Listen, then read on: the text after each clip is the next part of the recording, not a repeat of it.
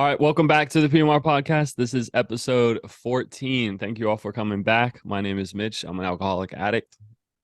I'm Andrew. I'm an addict, alcoholic. Thanks for coming back, guys. Really appreciate it. Um, been rocking and rolling here. The Ravens are on a bye week this week, so we're all Yep. good. Um, we'll talk about that last episode. We were talking about spirituality and prayer and stuff, and we were just talking before we started that just sticking with that is something that's been really helped like clear up my mind. I know you were talking about how you've been on that a little bit before I was, but I'm thankful that I finally started doing something like that. Yeah, bro. I mean, just to touch on a little bit of what we talked about last week, I'm not some spiritual guru, but I have been praying for a little while, in the mornings and like you said before we started today, like when I feel myself getting off kilter, like retraining ourselves to take a moment of of quiet and pray instead of like letting things continue to spin out in like that chaotic kind of wave to wash over us and take over all of our thoughts and our actions. Like it's so against my natural inclination, right? My natural inclination is like, oh, here we go, chaos. Like, because I lived in chaos for so long. Um, but retraining my brain to be like, all right, let's take a moment here, recenter ourselves, get in touch with my higher power a little bit. I mean, that's been huge. Speaking like an addict, I mean, it's it's almost like taking a natural like muscle relaxer or benzo in the morning, for Christ's sake. Like it literally takes all the thoughts that I'm kind of running around with the hamster wheel and just you know makes them go a little bit slower, and in some cases even makes them disappear. I mean, you've been kind of on that train now, like fresh for a little while. Like I'm pretty curious to hear like how that's been going for you. Yeah. Uh, it's been going well. I think that it's a step too, which I think people might not necessarily forget. But I've heard in a meeting before this one dude that I fuck with heavy, and he's like around our age. He's like 29, I think, and he has like I think he got sober when he was 18, so he's rocking and rolling. But he said that he just started doing prayer and meditation, and I was like, damn, that's crazy. Like it's written in the steps, but I think it can be kind of like, oh, I've done all this other stuff and I'm doing good. And like, sobriety has gifted me all these things. I don't necessarily need to be doing that every day. But I think Mm. if you're feeling that, he said he was feeling that irritable discontent. And that his sponsor was like, well, are you praying every day? And he's like, no. He's like, are you meditating? No. And he started doing that. And he said, like, it just started to really open things up for him. And I heard that a couple months ago. And even then, I was like, just like straight over my head. I was like, that sounds nice. you know? But it really, it's like, I don't know how to explain it really. It's like the action of, putting your phone away, closing your eyes, like Mm. legitimately getting down on your knees and shit. And just like trying to find that quiet. I mean, we found that quiet in a lot of other ways before, but it's like, it's a quiet with our higher power. Uh, and I don't know. It's hard to really explain without doing it yourself, but It's wholesome, you know what I mean? yeah, Like it feels healthy, it feels right.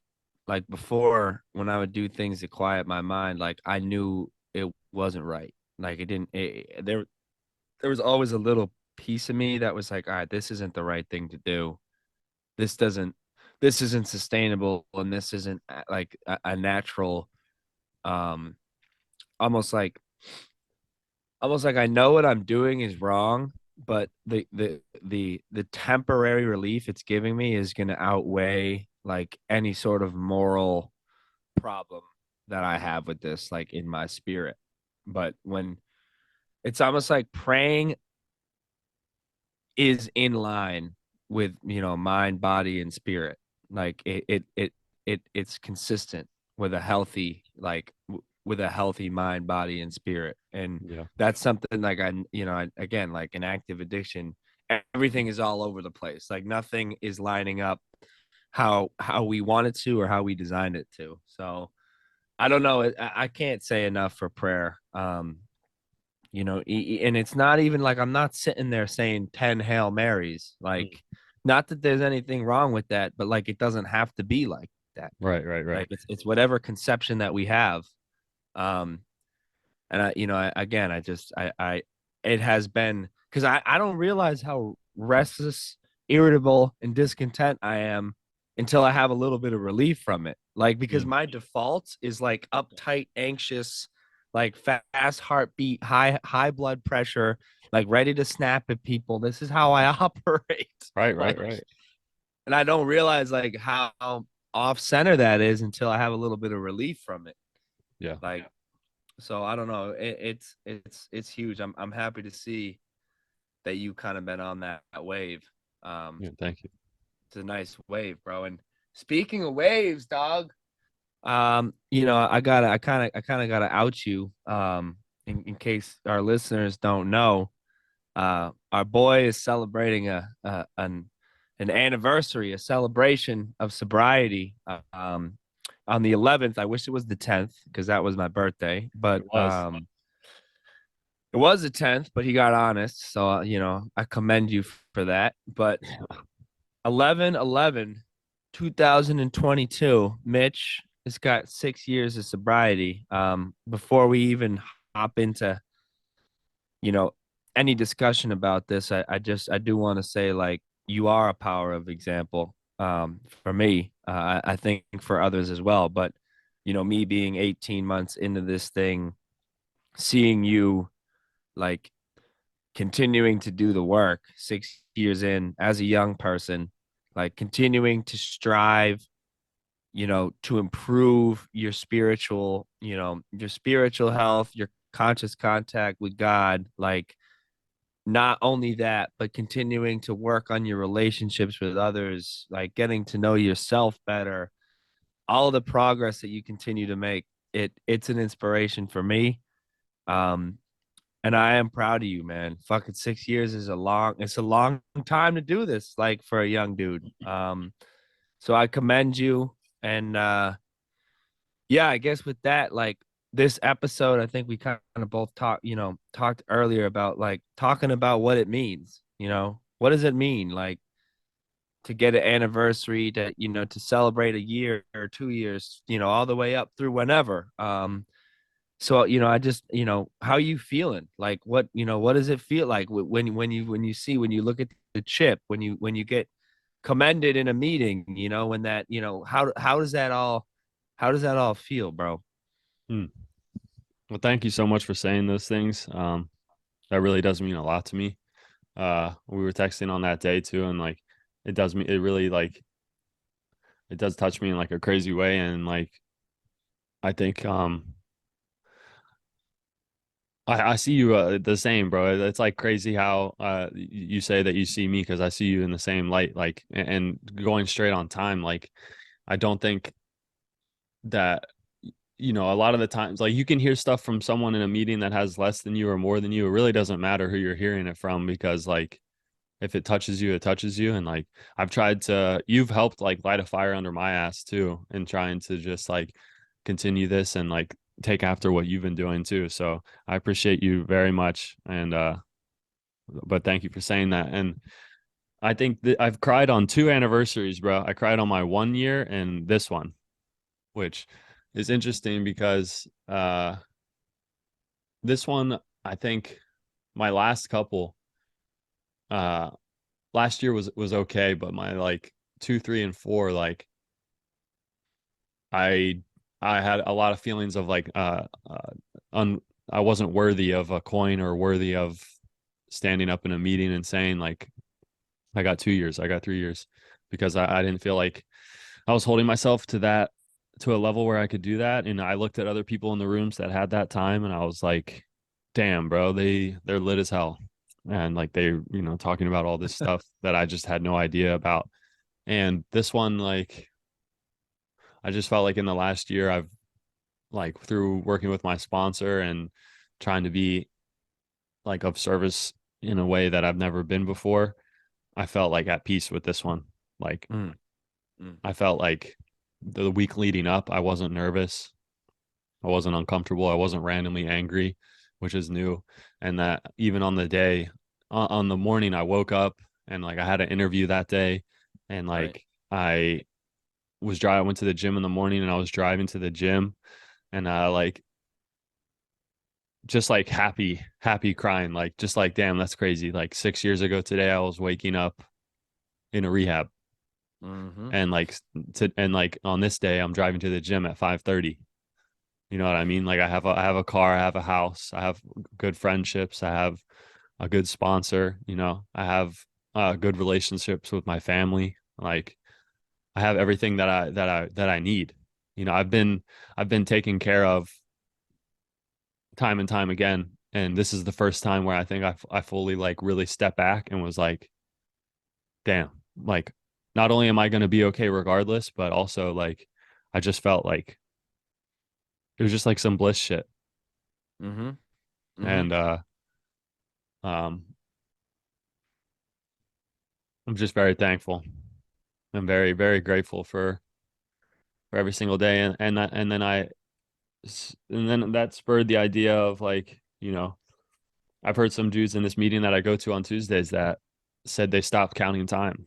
Like Right. they don't know when their birthday is anymore.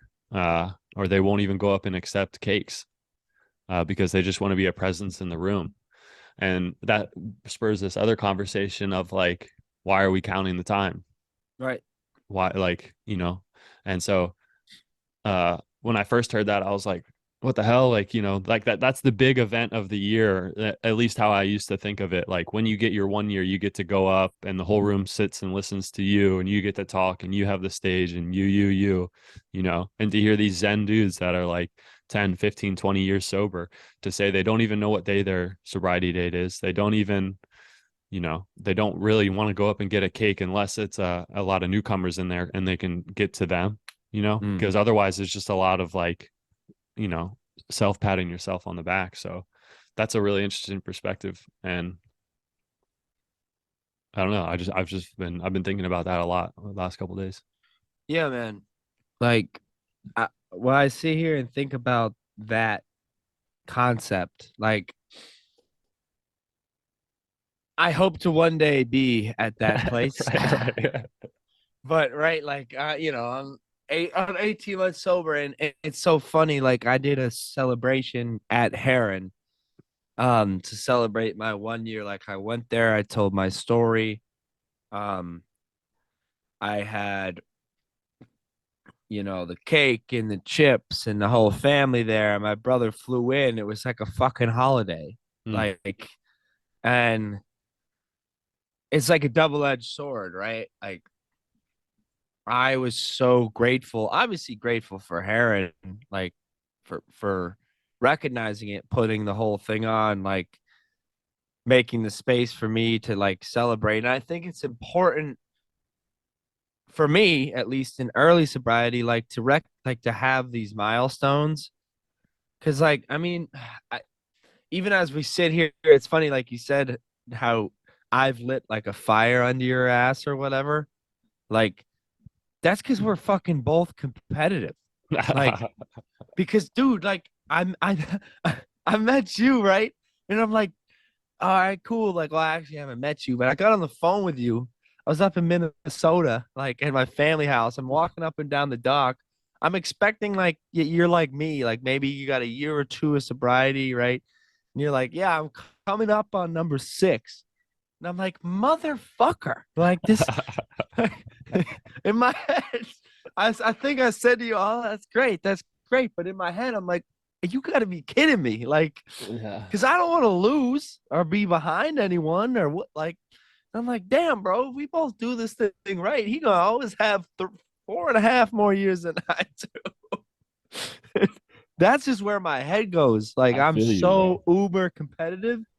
It's funny you say like light a fire under my ass. Like, I hear you doing amends, like working steps, talking with your sponsor. Like, that makes me like, I hear like I was working with my, we're texting back and forth. You're like, yeah, I was working with my sponsor. I was at this meeting, at that meeting. I'm like, well, shit, man, I'm calling my sponsor then. Like, Yeah, right. it's like, but it's not out of spite. I don't know. Like this is like Healthy I think competitiveness. one of the first times I've ever been in like a healthy competitive relationship with somebody Yeah. where it's like, all right, I see him doing well. Like I'm not wishing him poorly. I want him to succeed, but like, damn, I want to be where he's at. So when I see him doing good things, I'm gonna try to emulate them. Um, and to touch on what you said, right, about these dudes, like over time, I think this is a place that we can get to, right? Like, but this is all like growth. Like if I wanted to be like that, like if I wanted to be that, like you said, zen, almost like selfless, really. Like, Yeah. I just want to be part of this meeting. I just want to be, a body and a mind in this room, like working towards, recovery for everyone in this room, like being a contributing member of AA and, recovery community. Like I do want to be those things, but like I'm at the stage still, right? Where like I want my flowers. Like, Mm. and that's just where I'm at. Like, and Hmm. I don't know, and maybe it changes over time, like while I'm working the steps or whatever, but it has been it was an important motivator for me the first year. Like, yeah, if I get a year, I can go up on that stage and tell my story at Heron. Like, and if that got me through, then that's great. Like, but over time, I want that to change. And I don't know. I think we can. You touched on this a little bit before we started recording, but like, I don't think it ever will change. Like, no matter how much time I have, if I don't grow, like if I don't work on myself, if I don't do the steps, if I don't take the time to like learn what makes me tick, like, and I think that's a comment on like, you know what? Like time is great, but that's not the ultimate indicator of a healthy recovery. Facts. You know what I mean? Like, and I do want to hear like, all right, so 1 in 6, Mitch is crying. There's a lot of bliss. You said bliss, like happiness, like gratitude. Like I hear all these things from you. Like, what's 3, 4, and 5 looking like? Like, where were we? Spiritually, mentally, when all this, because I do like you talk about a big difference in 3, 4, and 5. I mean, that's more than one. Like, you'd think like, oh well, at 3, 4, and 5, like he's got to be growing. It's all, we're on the up and up, but like it doesn't sound like that was the case. Yeah. I think yeah, and we were talking like before the meeting, try to get like let's talk about getting into the illusion or potential illusion from people outside or even inside recovery of like Mm. amount of years equals like spiritual superpowers. Like the more you get, the more fucking you float off your seat. But the I think that it's like, bro, I didn't even go and get a coin for I don't think I got a coin for 1 year, and then I think I might have snuck in and got a coin for two, but I didn't get a coin for 3 and 4. Uh, and similar to you, bro, I was like, especially for the two and three, because I was at school for those. I was like, I wanted to be able to be like, look at this, and like, and get those flowers that you're talking about. And Mm-hmm. I think,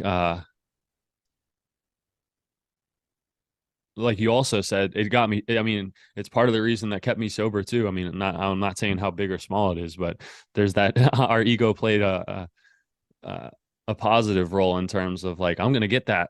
I'm gonna get all these years. Like I'm gonna keep doing it. And like that mentality of all or nothing for me has kept me sober.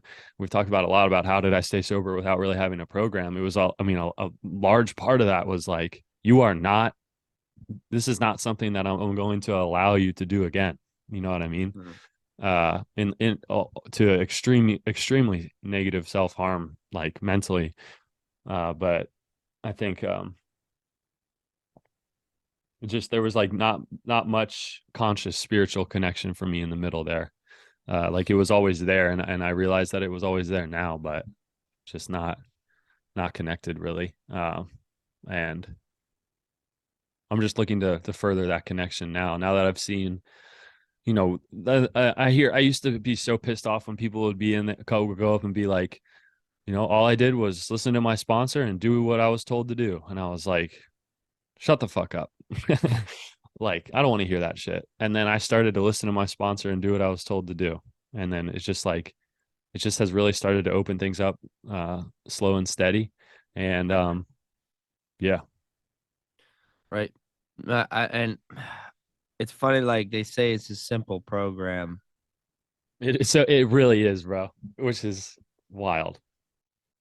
and it is a simple program. I heard this recently in a meeting too. Like it's a simple program, but people confuse simplicity with like easiness. Mm-hmm.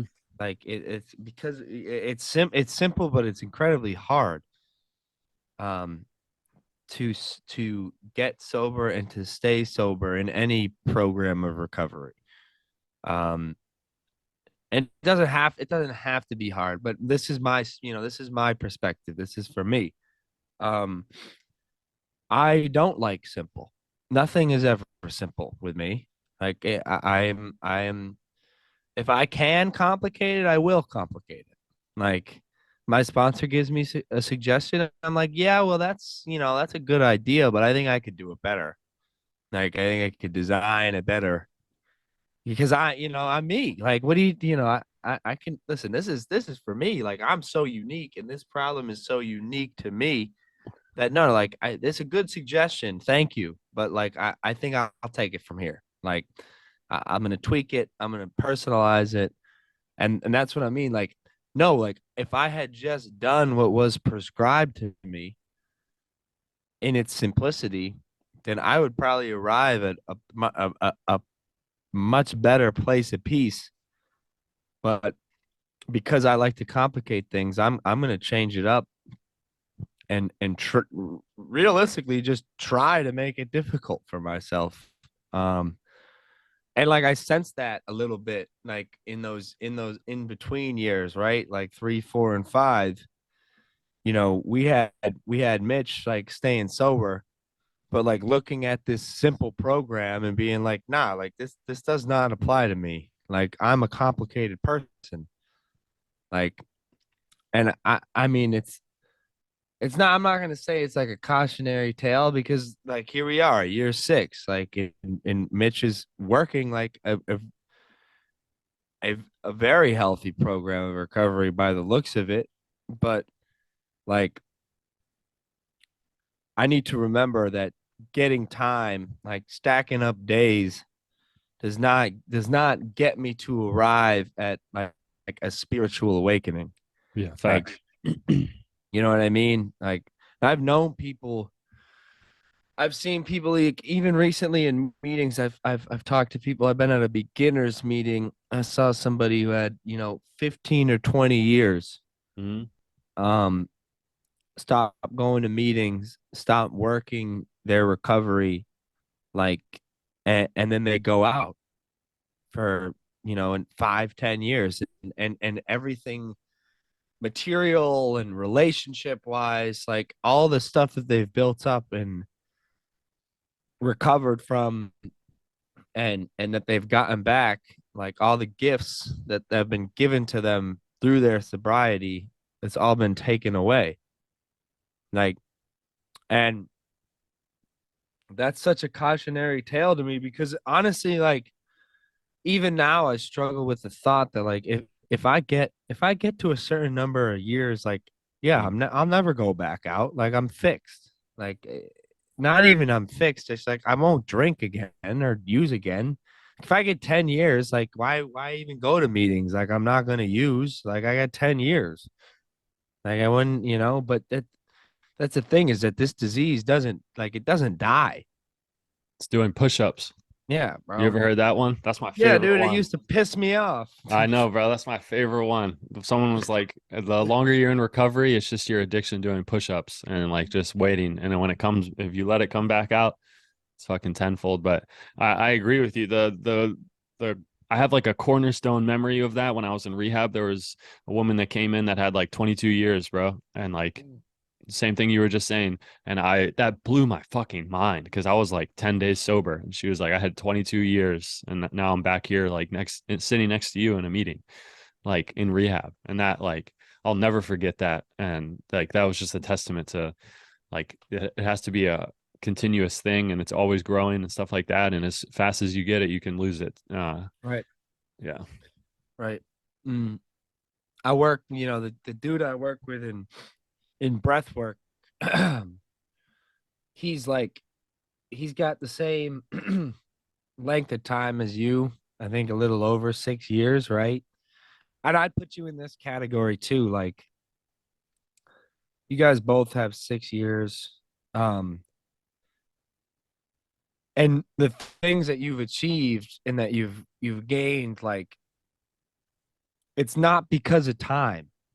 Like it's not because you have 6 years of sobriety. Like I mean that is an accomplishment, and that like that the time you've had to develop there like is important. But the things that you've achieved and the gifts you've received is not because you have 6 years of recovery.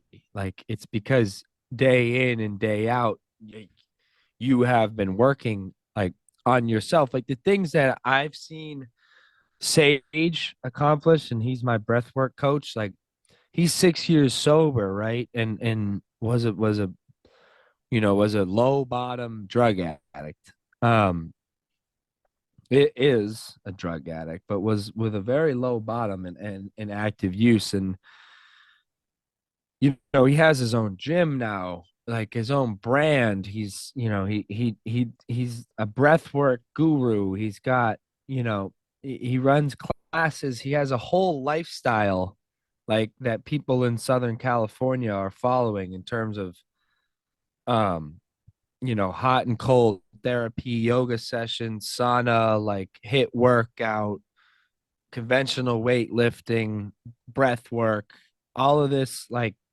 wellness stuff that he's designed and that he's created. And like the point I'm trying to make is like he did that in 6 years, right? Like he kind of got to that point in 6 years. He didn't get there because he had 6 years of sobriety. Like he got there because he had a vision when he got sober, and he put the work in. And it didn't matter how much time it took. Like because people 20 years sober like are still miserable, Yep. like with the same problems that they had when they were 2 days sober, even when they were using, because they don't put the work in. Like, and the things that you've done, you didn't get because you have 6 years, but because you have a vision, like you have goals, you have routines that you follow, like your regiment. Like we are the summation of our habits, right? And I think you're a testament to that. And I think like that is a more important takeaway than like here we are, 6 years in, and look at what 6 years in recovery can do for you. You Right. know what I mean? I completely agree. Yeah, I completely agree with that. It's like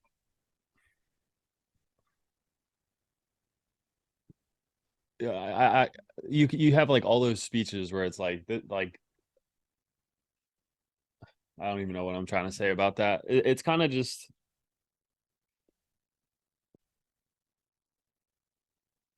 I don't know. I don't like why are we counting the time? Because we want a pat on the back, right?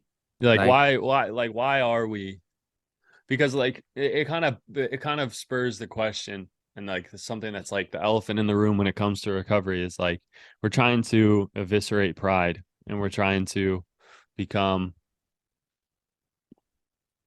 selfless and completely of service and I'm on the train for that but and nothing ever good happens when you say but the, it's kind of like when I talked to my sponsor about this, is there room for pride in recovery? Like we've kind of talked about this and like kind of what we're doing in general. It's like posting videos and like posting on the page. And like I posted my coin on Friday. Yep. And this time, actually, to be completely honest with you, I thought about not, which is wild because this is probably, for lack of a better term, my most proud one of myself. Like personally, I was proud of myself for the work I'd put in for this year. Um, but it was kind of like, where does pride meet? Like, how does pride mix with awareness or being an example to other people in addiction? Because the only people that I really wanted to see that were people that were in our family of addiction and alcoholism or in and out of it, like truly Mhm. that was for them. And then, I get like comments and stuff like, good job, proud of you. And then I just get those just dopamine hits. Boom, Yeah, boom, about to boom, say boom, we boom, get we like get likes, boom, boom, saturated with boom, boom, dopamine. boom. And then like as I was sitting there, I was kind of like, oh, this is another like Mitch like party, this is like Mitch, Mitch, Mitch. And so like, dude, it trips me out so crazy because I've I've had this question as soon as I got out of rehab, and it's been something I've been battling with the whole time. Is like, how Mhm. can we promote is not the right word, but like, how can we?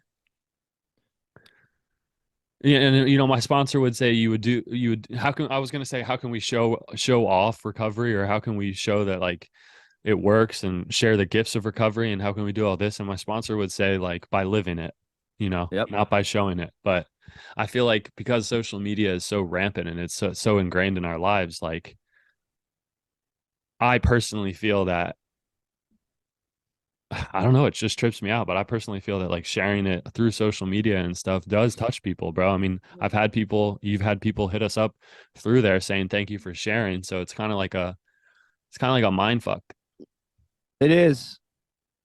because I we think are there's a trying, yeah, uh, I think there's a thin line, right, between service and pride. Um, we need to check our motives, right? And we say this every fucking week with this podcast that we're yeah. doing. Like, this is why, like, and I think looking at like the number of viewers is a good benchmark for me because to be honest with you, I don't like, and you know this, and it's to your probably to your disdain, but like I don't interact with our videos a lot. Like I hate the sound of my voice. Like I don't like. I'll do a quick listen, but like I don't really like interact with it all that much. Like because I'm like, all right, I'm gonna record this thing with Mitch, and I really do look at it, Mitch, like it's a one-on-one AA meeting. Mm. Like it's a little therapy session for Andrew, and if anybody can get anything out of it, that's great. Like, but when I look at the viewers, if I look and we have a lower than average number of viewers or something, and I feel like a little bit of a shot to my pride or something, Mm. then I know I need to check my motive. Like, Mm. because it doesn't fucking matter. Like, that's not why we're doing this. Like, and Facts. it's the same thing, I think, with the posting, right? Like, I posted on Instagram when I got a year. Like, I didn't post the chip.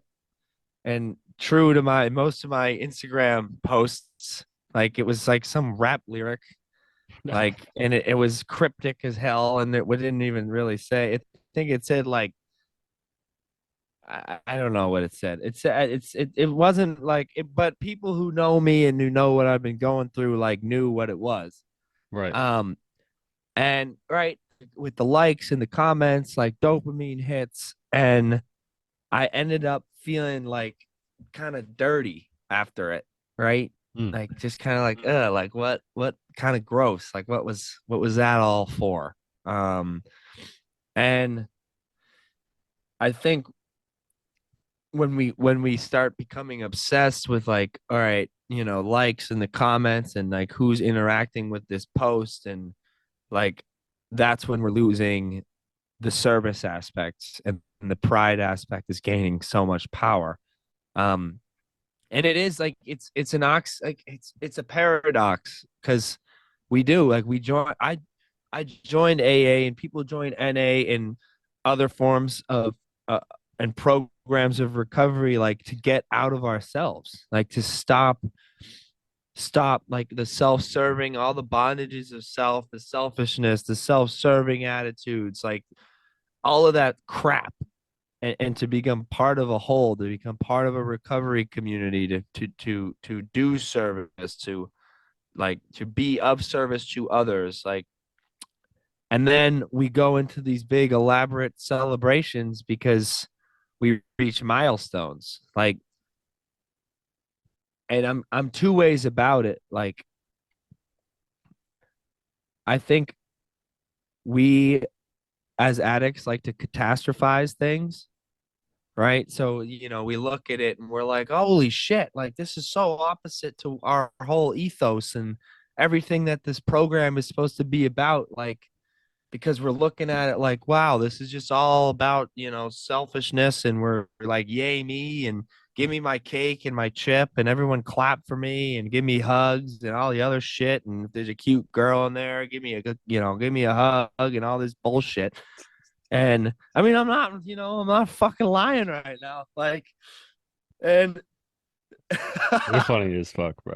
For real. and bro, it's like it doesn't have to be like it doesn't have to be all of that. Like, if we don't read into it so much, and it just is a celebration, like, Mm.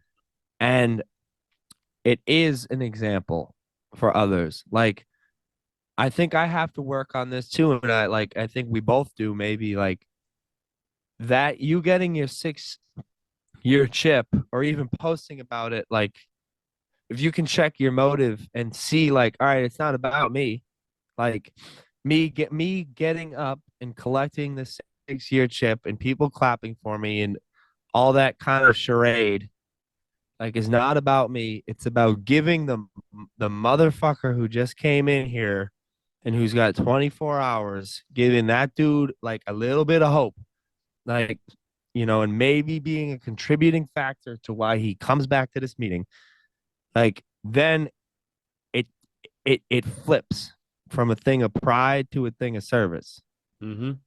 You know what I mean? Like, and that's why I'm saying, like, I think it's all about our motive. Like, it's either this is about me, or this is about being of service to somebody else. Like, and if it's about the latter, then I think our heads are in a good place. But it is a trip, bro, because I'm fucking prideful. It's, like, year and a half in, I'm like, yeah, bro, this shit is about me. Like, when I get that chip, like, it's about me. Like, I don't even think about the fact that it could help somebody or my story or anything like that. Like, and that's another testament to, like, it doesn't matter how much time I have. If I don't have the right motive and I'm not working on myself, then I'm still going to be that same, give me approval. Yeah. Yeah, and like you were saying, only you know what the motive is, right? Like other people can have opinions and that's fine, but I know for me, like this one, like in even 5 years, like too, like I was going to meetings and shit. I wasn't like all the way into my step work like I am now, but even that one, like I just wanted to post the coin because it was just like I just feel I truly feel that like for me, when I see those things on Instagram, when I see like celebrities do it, or I see like friends of mine that are in recovery that have time and they post it and something, like I just feel like it makes me really happy because like I feel like I had a misplaced resentment for a long time that like not posting and not sharing it, and I was like, why are we not proud? Like, why are we not proud of this? Why are we not this? And like I understand now that it's more of uh it's not necessarily kept to yourself because of shame. It's kept to yourself because of like what the program asks of you. The program Mm-hmm. asks of you to be humble and be like live in a way that's not me because we are such a specific group that is very much like easily drawn into ego taking over. And so like, it makes sense to me when I've been warned over and over and over again about posting, when I've been told delete that, when I've been told Yeah. like we don't do that. And then, so I understand that fully. And I just think that, like you were saying, if my intent is for me, it's kind of like my intent, even for this one, like my intent was for others. My intent was to spread the message of AA and recovery through posting that. And even with that intent, my ego can slip back in and be like, hey, what's up? Like, this is kind of nice, isn't it? You like this, don't you? And so but I think the big difference is awareness. Like I'm at a spot now where I spotted that and I put my phone on do not disturb and I went and did my interview, and then my friends called me and I had like wholesome conversations with them, expressing like love and gratitude for them, and like checked back in and like tried to respond to the comments like with a real thank you. It's not just like I think we can be happy, bro. Like we deserve to be. Deserve is the wrong word, but like I think you know We can achieve we can happiness and it yeah we isn't can wrong, be bro. yeah It we isn't can be wrong. happy, and we can feel good about things, and we're aware of. We're almost like so hyper aware at this point where it's like you won't even cut yourself a break, and I've really had to learn how to cut myself a break, take a deep breath and be like, bro, be happy for yourself. Like this is an accomplishment. Like, you're not doing this for ego, you're not doing this for this. Like it feels good for people to tell you we're proud of you, and for them to truly mean that. And that's something that like is very wholesome and it's real. And I think that I'm just not going to move off that. Like I don't think so. Mm, I agree. And there's a difference, right, between just wanting to see like the number of likes go up and the number of comments, or like in our case, the number of views or whatever. But like that's not the important feedback. Like those aren't the important rewards. Like the important rewards, like you said, are the wholesome conversations with our close friends, like our genuine interactions with people who are wholeheartedly wishing us well and congratulating us. Like Yeah. that's the growth. Like I think that's the middle ground, right? Like not crucifying ourselves because just like any other human being, like receiving recognition for an accomplishment is a good feeling. Like it's not something that we should just cancel out. Yeah. Like it's something that we should be conscious of. Like and interact with healthily. Like Yeah. not just like you said, not just like, all right, we out here for likes. No, we're out here, you know, to spread like an accomplishment that I have gotten to, like maybe inspire some people struggling, or give some, deliver a positive message. And if people want to congratulate me wholeheartedly, I'm going to engage in a positive conversation. Right. Yeah. Like, And like the I'll tell you where it is, bro. It's where I get a message from someone that says like I just got 30 days. Thank you. Like thank you for sharing your recovery. Like it's put me in a place where I feel like maybe I could share my recovery at a certain time, or I just went into rehab, or I just got out of rehab, or stuff like that. Like that is spreading the message in a way that wouldn't be possible if you didn't post anything.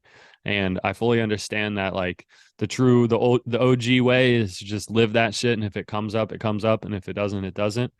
But in the same way that I look at my higher power working through other people, like I could be having a bad day. Like literally, bro, I was having like a crazy bad day a couple days ago. Not crazy, but I was just in my head, and I did my prayer and meditation, and even after that I was feeling like better, but not, 100%.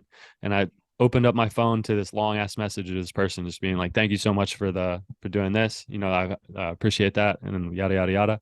And like, it's just shit like that. I feel like that planting the seed of recovery in ways that I don't think we could do if we weren't posting and shit.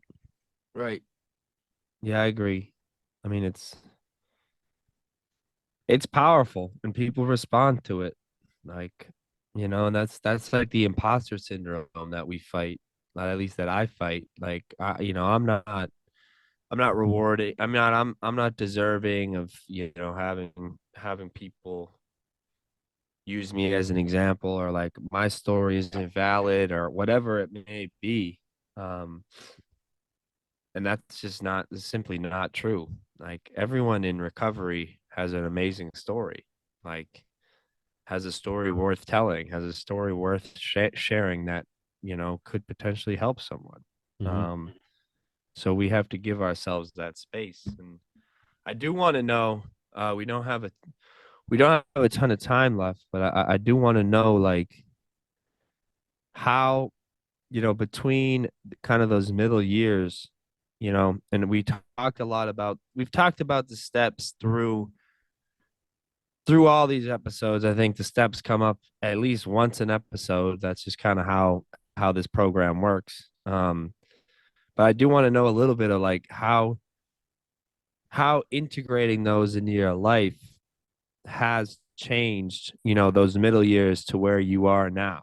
Like, how has that impacted that change in your mindset, that change in your spirituality? And there are going to be a lot of people, I think, who don't maybe even know what the steps are, or what it looks like. So I'd love, like, a little description, like, how did we dive into those between, year 3 and now, and how did that change where your mind and your heart were at, in your own recovery.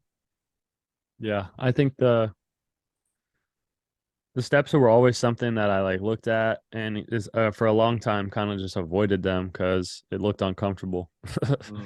And there's a dude in our meeting that like has spoken like 4 times in a row, and he just got 90 days, and he's making amends already. And like when I was sitting there one day, I was like, "You motherfucker, you're making amends at 90 days." And like it comes as you want it, bro. It's the book is always going to be there. The steps are always going to be there. There's always going to be someone in a room that will sponsor you.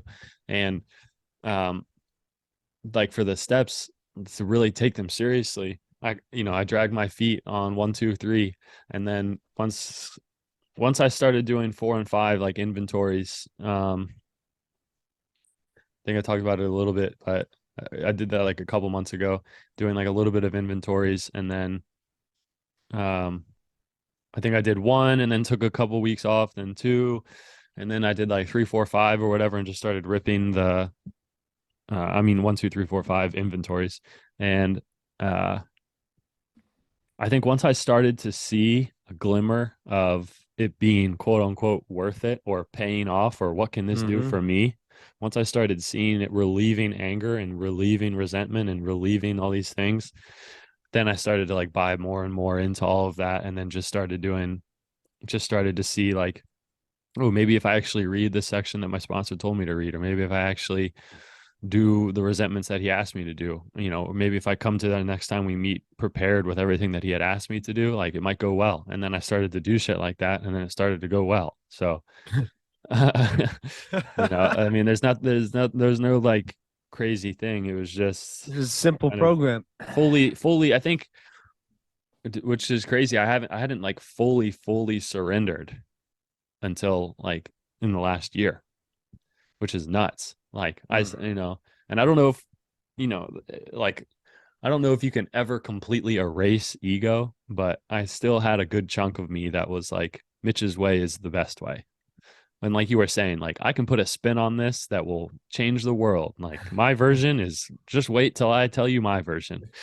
You know what I mean? And it's just trying to erase that more and more and more and be like, bro, this shit works. Just listen and do it. And Mm-hmm. Mm-hmm.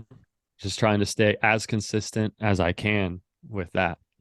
And the last thing I want to say on that is that I had this goal of finishing the steps completely uh by the 11th, which I didn't but I didn't complete. But I'd had this Right. conversation with my sponsor, and he was like, "You don't ever finish the steps."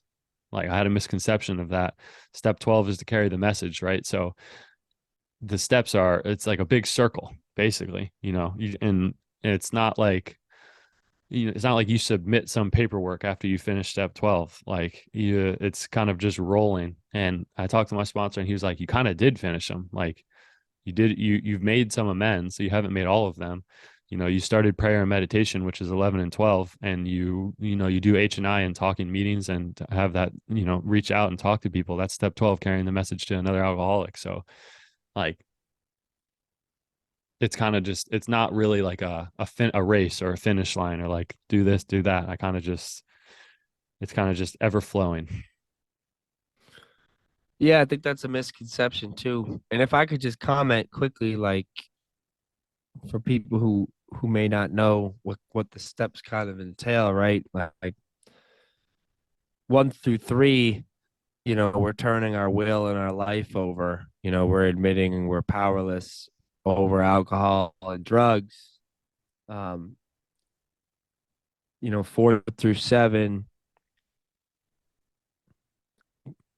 that's kind of the meat of that interior work, working on internal selves, our resentments, our amends. We're sharing it with a higher power. We're sharing it with a trusted individual, usually our sponsor. We're kind of cleaning house, so to speak. And from there, the last steps, we're daily inventorying, we're daily improving ourselves, and we're carrying the message of recovery, to another alcoholic and addict. And just, because there could be people listening who kind of might be in that first kind of range, those first 3 steps, maybe even just thinking like, do I have a problem? Like step 1 says, we are powerless. We admitted we were powerless over alcohol and our lives had become unmanageable. Um, and that was a fucking hard step for me. Yeah, I was about to say that's a All gatekeeper. right.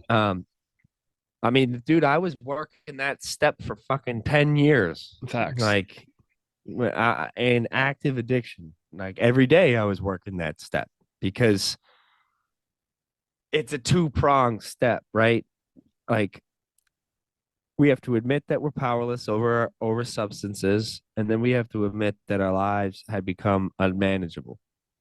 And where I was at in active addiction and where I still am some days is extremely prideful and like I can manage this. Like my life is manageable. Like this is where my life went, right? Like I could admit for a long time that I was powerless over substances. Like, I wasn't a fucking idiot. Like like I knew every time I picked up a Xanax or Oxy or whatever pill it may have been or whatever the heck it was. Like that something was going to happen. I was going to be out of control of my body. I was going to my thoughts were going to spiral. I was going to end up doing something I didn't remember or I regretted or that I would have to, answer to the law for or whatever it was. Like I knew. I mean, I could see by evidence every day that my control over substances was no longer there. I had no control over. I was powerless over using them. Once I started, I couldn't stop. I could see that. And that's like, for me, that was an easy thing to admit. But that second part, like, that's the gatekeeper part, in my opinion. Like, that my life has become unmanageable. Because, like, from the outside, I'm sure my life looked unmanageable. Like, Mitch could tell you from his interactions with me, like it's at school, like I was a goddamn disaster. Like, I never had any clean clothes. I was unkept. I was probably smelly. I looked like I just walked out of the woods. Like, I had very little money. Like, but the thing about our lives being unmanageable is they're completely manageable until we admit they're not. You know what I mean? Mm-hmm. Like I could I can make it's like I my standards of living dropped considerably every month, every day when I was using, especially at the end. It's like, all right, well, I don't have any money. I'm gonna have to start selling drugs, or I'm gonna have to start stealing. Like, I can manage that. That's manageable. Or I can't afford to pay rent. I'm gonna have to steal or live out of the car or whatever it may be. All right, well, that's manageable. Like, I can spin that to be manageable. Like, Yeah. okay, well, all my friends don't trust me and I can't get to class because I'm always too high or hungover, and I'm gonna have to figure out how to cheat on this test, and I'm gonna have to figure out, like, it's manageable until it's not. Like, until we admit it's not. Like, our standards of living, our bottoms, our signposts become so low. Like, until we finally give it up. Like, and I remember admitting finally that I could not manage my life, and the freedom of it was like, do you have a conscious memory of that moment? Because I do. And when I, like, it made a switch in my brain, and it was like all this tight clenching, like, I can do this, I can manage this, like, I just let it go. I cried for hours. I was like, I can't do this. I can't. My life is unmanageable. Like, Yeah.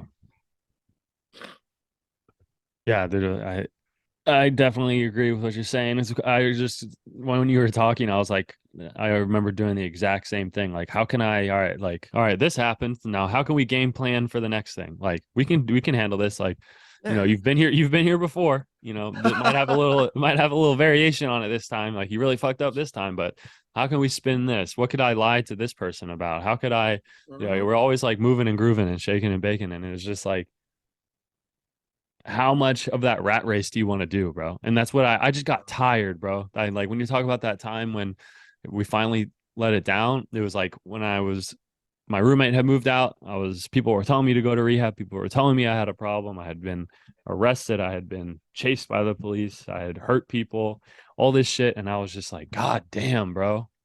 Like, I'm fucking tired. Like, it's tiring. Tired. Like, you're just running and running and running, lying, cheating, stealing. And like, I was just like, for me, I didn't cry for a long time. I had like a 10-minute window where I was like, I need help. And like, I can't do this anymore. Like, I was so like, I remember I had like a psychotic break like the night before I decided to go to rehab. Like, I was like Googling all this crazy stuff. Like, I was like tweaked out crazy. And I had like a 10-minute window where I wanted help, made all the phone calls, and then I was sitting there after shit was starting to go into motion. I was like, what did I just do? My addiction was like, what did you just fucked up? Like, you just You said just you just fucked us, bro. Like, and then I went to my buddy's room and like we like had one like final, whatever. And it's just like I agree with you. It's like a rat race, and that is a good point. The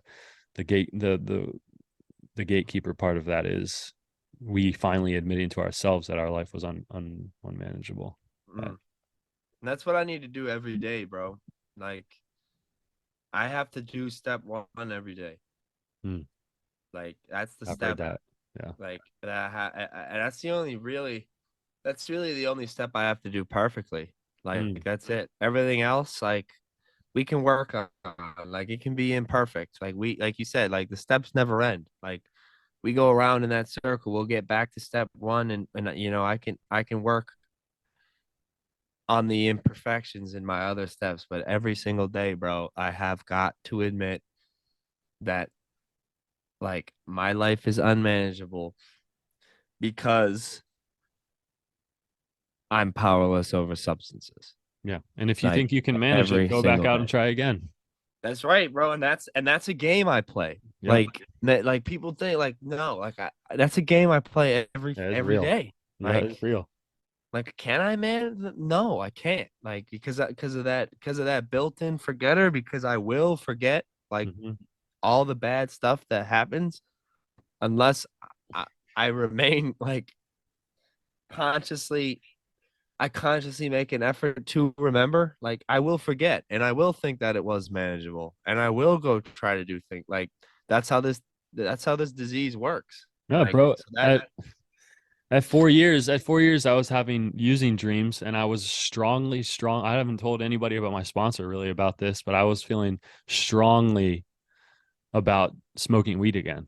I was Yeah. like, I was like, you're in California, it's legal. You're over 21. You have, we don't have to drink, but like maybe you could smoke again. And at that time, I was around some of my friends who were like heavy smoking, and I had just come back from a trip, and they were heavy smoking on that trip the whole time. I was around weed the whole time, and like they have a dab pen and shit, and hitting jeebs and whatever.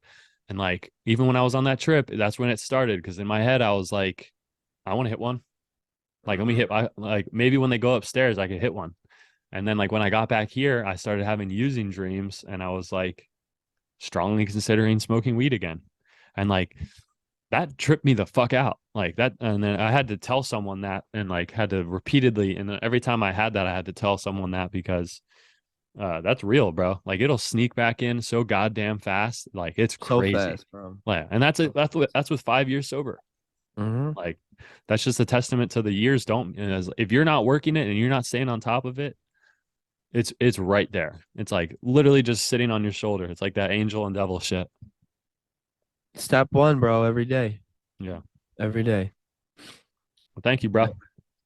Yeah, man, this My has boy. been amazing. I We got a mean, we big go guest in coming on this week, Lieutenant Dan. Lieutenant Dan Yeah, let's coming go. on the pod. I'm excited. I'm very excited. I'm He was very going to excited. be on this week, but you know what? We were thinking on our feet. We just said, let's talk about your celebration and see what happens. And that's what Yeah, happens on this podcast. We just that's what we start do. talking. Yeah. Amen. God damn. Yeah, we're gonna get him on. I'm excited about it. Yeah. This is Me too. a guy I went to rehab with. A guy who's been one of my closest friends in recovery. A guy who needs help with his time management skills as well, just like I do. Just like I do. Yes, sir. But yeah, bro. I mean, again, congrats on Thank you, man. 6 years. That's amazing. I continue to look up to you. I continue to I'll look up to compete you too. silently with you, and it's good. It's healthy competition, baby. I'm watching you, bro. Don't worry. It goes both. Everything you say, bro, is everything I think. So it's eye to eye. I just can't. I just sometimes I think like, would we have been friends? We either would have been fucking homies or not, or like fucking mortal enemies. Hated each other, bro. Yeah, yeah, It could have been. It yeah. could have been either way. Yeah, either way. But I thank you. I really do appreciate you saying that. It means a lot to me coming from you. And thank you all for listening to this one, episode 14. Yeah, Um, bro. hope you have a good rest of your day. I love you, and I'll keep coming back. I'll keep coming back. Thanks, brother. Yes, sir.